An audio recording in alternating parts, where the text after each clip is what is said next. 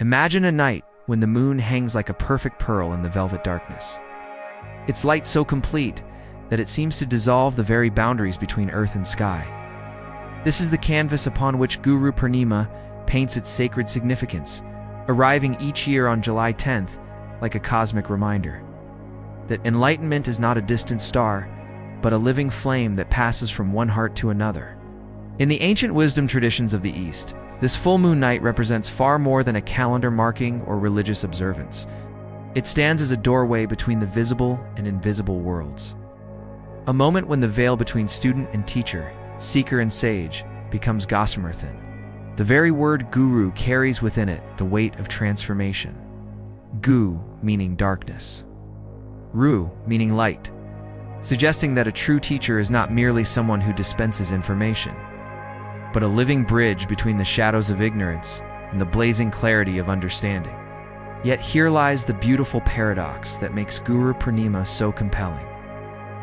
While we honor external teachers on this day, the ultimate guru resides within the chambers of our own consciousness.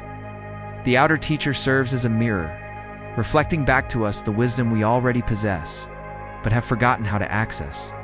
Like the moon borrowing its radiance from the sun, the earthly guru channels the eternal light of universal consciousness, making it accessible to eyes still adjusting to spiritual vision. This sacred night invites us to contemplate the mysterious alchemy through which knowledge transforms into wisdom, and wisdom dissolves into direct experience.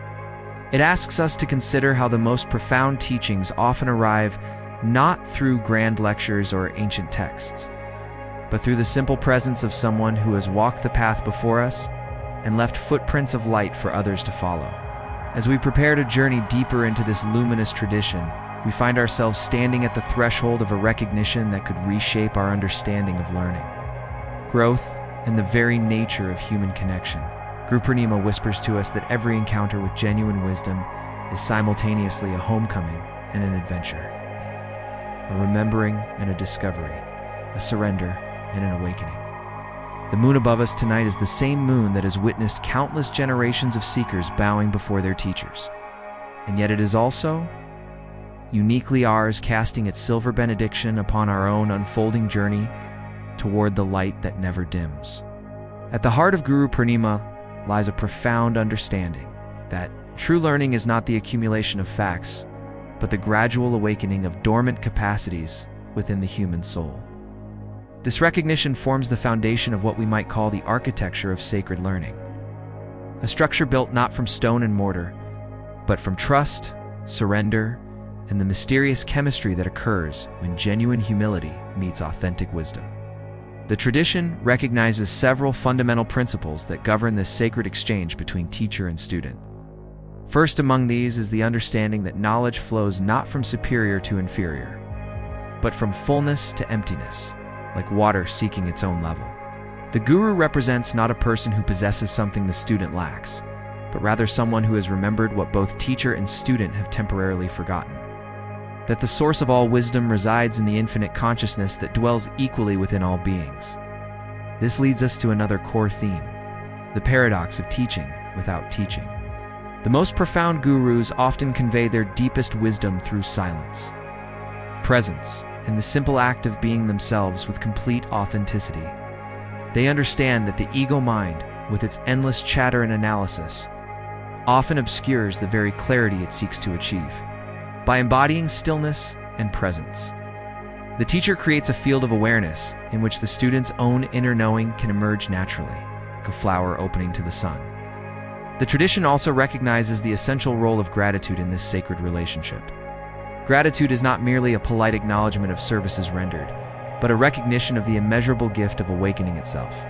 When we truly understand that consciousness itself is the ultimate teacher, every moment becomes an opportunity for learning, and every experience becomes a guru in disguise.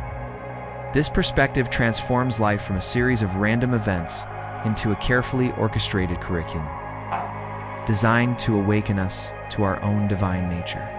Perhaps most importantly, Guru Purnima illuminates the understanding that the outer guru serves as a temporary bridge to the inner guru, the voice of wisdom that speaks from the depths of our own being.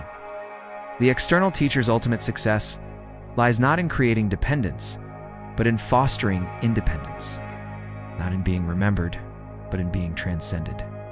This is the teacher's greatest gift, to render themselves unnecessary by awakening the student to their own innate wisdom.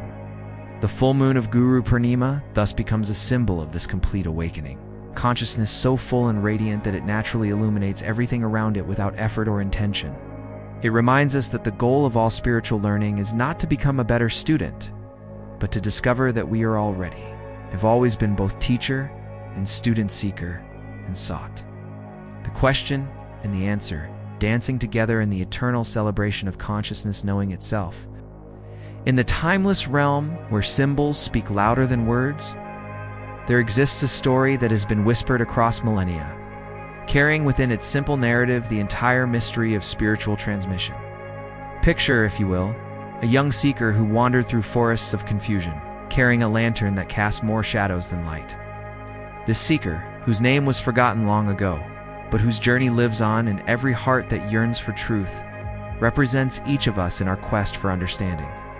The seeker encountered many who claimed to be teachers, some who spoke in riddles that seemed profound but led nowhere.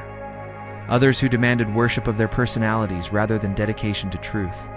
But when the seeker finally met the true guru, something extraordinary occurred that defied all expectations. The teacher neither spoke profound words nor performed miraculous feats. Instead, the guru simply smiled and pointed to the lantern the seeker had been carrying all along. In that moment of recognition, the seeker realized that the light they had been seeking in distant places was already present, had always been present, waiting patiently within their own being. The guru had done nothing more than remind the seeker to look within, yet this simple act of pointing transformed everything. The lantern that had seemed so dim suddenly blazed with the radiance of 1,000 suns, not because it had gained new fuel, but because the seeker had finally learned to look directly at the light instead of the shadows it cast. This story reveals the deepest symbolic truth of Guru Purnima, that the full moon represents not the teacher's illumination, the student's recognition of their own inherent luminosity. The moon does not create light, it simply reveals what has always been there, reflecting the sun's eternal radiance with perfect clarity. Similarly, the guru does not manufacture wisdom, but serves as a clear mirror in which the student can finally see their own true nature. Another profound narrative emerges from the image of the full moon itself. Throughout the month, the moon appears to wax and wane, seeming to grow and diminish in the sky. Yet this apparent change is merely a play of perspective. The moon itself remains constant, always complete, always whole. Only our angle of vision creates the illusion of incompleteness. This becomes a powerful metaphor for the spiritual journey. We are not becoming enlightened. We are simply shifting our perspective to recognize the enlightenment that has never been absent. The tradition speaks of the guru as the one who dispels darkness, but the deeper symbolic truth reveals that darkness is not destroyed but transformed. Darkness in this context represents not evil, but simply the absence of recognition. When we finally see clearly, we discover that what we called darkness was simply light we had not yet learned to perceive. The guru's role is not to battle darkness, but to kindle the flame of awareness that reveals darkness and light to be different faces of the same infinite reality.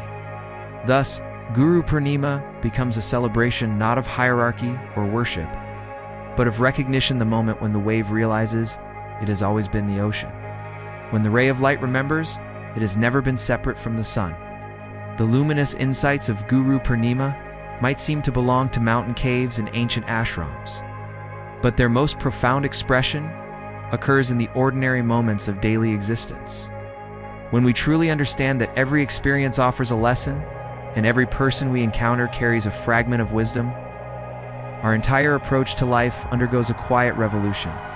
The grocery store clerk who maintains kindness despite a difficult day becomes a teacher of patience. The child who approaches the world with wonder becomes a guru of presence. The challenging colleague who tests our equanimity becomes a masterclass in compassion.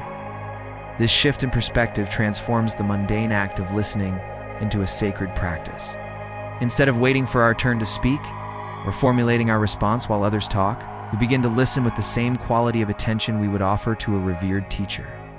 We discover that wisdom often arrives disguised as casual conversation.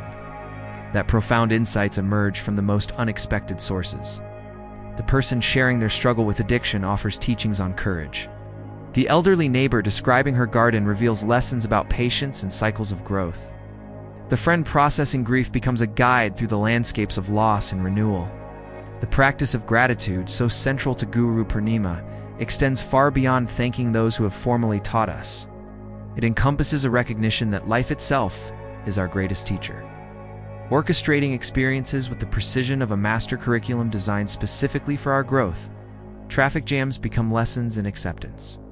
Conflicts with loved ones become opportunities to practice forgiveness. Professional setbacks become invitations to examine our attachments and discover resilience we never knew we possessed in our relationships. This understanding encourages us to approach others with what we might call beginner's mind, the recognition that every person contains depths we have not yet explored, wisdom we have not yet received.